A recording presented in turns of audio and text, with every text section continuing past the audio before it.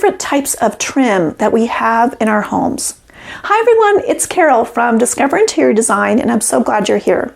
In this video, we are going to identify different types of trim and moldings that we have in our home and talk about where we may find them and what their purpose is. So let's get started.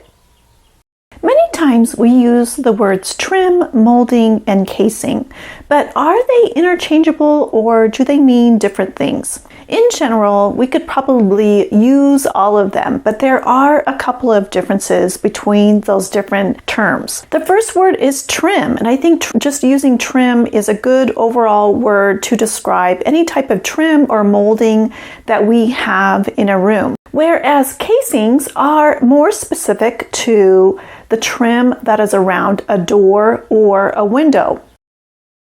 And moldings I think of as being more decorative. And that word molding does derive from creating molds of trim in plaster. And trim in our homes has a couple of different functions. First, it serves as the main way of covering up gaps in between different types of details in a room. So for instance, a baseboard trim is covering up that gap that is between the wall and the floor. So it just kind of finishes everything up. And then when we use trim in a room, it's also a way of adding beauty to a room. It's just kind of sprucing things up so that there's a look and feel that everything is kind of put together and completed. And trim can be made out of wood, where it would be specified that it would be either stained or painted. Or in the cases of being made out of plaster or polymers or even metal, most likely that would be painted. And the sizes and styles of trims will vary greatly, and it really depends on the architectural details or architectural style of your home and the look and feel that you're going for. So it could be very simple and streamlined, but it also could be very elaborate.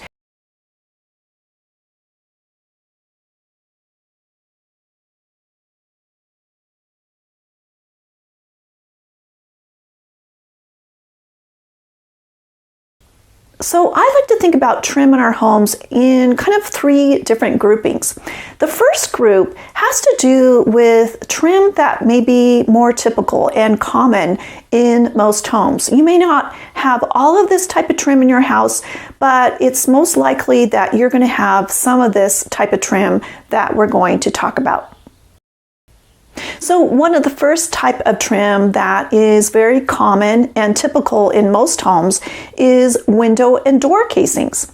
And they are providing a function to cover up the gaps in between the door jamb and the walls, and at the same time providing a finished look to those areas. And the other type of trim that we most likely will have in our homes are baseboard trim. And in its simplest form, a baseboard is covering up that gap in between where the wall meets the floor. And it's a long strip of board that is along the base of the wall. And the second group of trim that we may have in our home, I think of as more elaborate and kind of an additional type of trim that we would have in our home.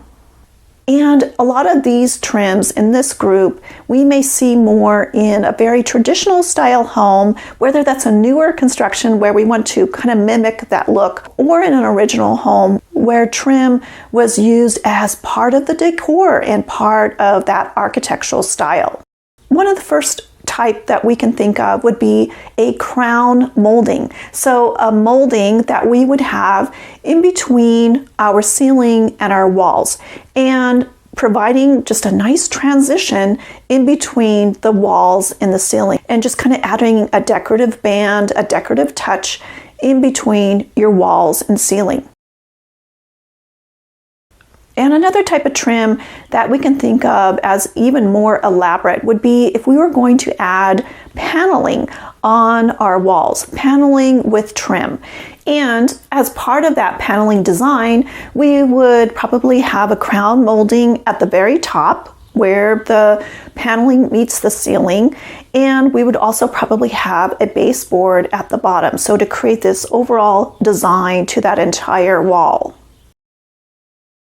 And if we didn't want to put paneling on our entire wall, we would put up something that's lower on the wall, which we refer to as wainscoting. And this can be pretty much any height. It can be just, a foot or two lower than the ceiling, or maybe even 36 inches or 91.44 centimeters above the floor. It just kind of depends on the style that you're going for.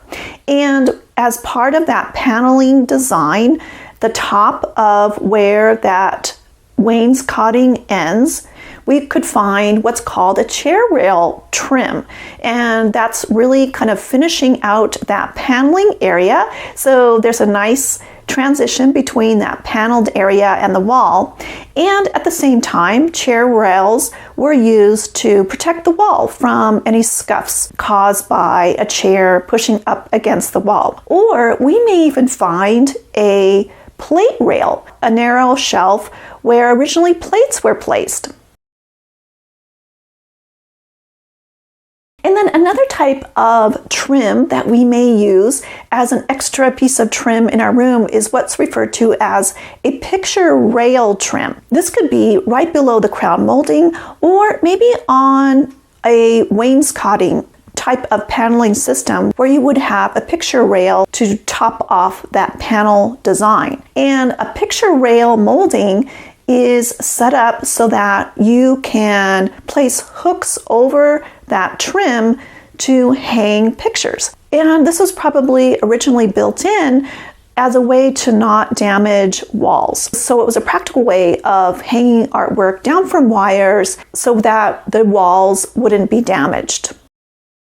And all of these paneling designs and moldings and specialized trims can be very costly and part of a very elaborate design. But there are also simplified versions so that we can still create that look and feel without that high cost or without that very elaborate decorative type of detail. One version that gives us a look of a paneled look, but without the very elaborate details of a traditional paneled look, is what is referred to as board and batten. So that means there are boards on the wall, and then just very straight long strips of wood are used as the trim pieces. And it's just a very simplified version of something that could be a little bit more elaborate. And an even more simple version of adding details to our walls is what we could refer to as picture frame trim, where we create that look of paneled areas, but we just use picture frame trim to create different areas to hang artwork. Or just to have a chair rail. And all of these simplified versions create a look that's similar to something that may be a little bit more elaborate, but it's a more modern, simplified version. And additional trim that we would have in our home really to play up on a certain architectural style would be trims like rosette trims, or even plinths at the bottom of a casing at the doorway right before the baseboard begins. We could even have what's called an architrave, which would be the horizontal band of wood or trim above a window that's a little bit higher and a little bit more decorative. And that's based on classical Greek architecture, where the architrave was that horizontal band right above the columns.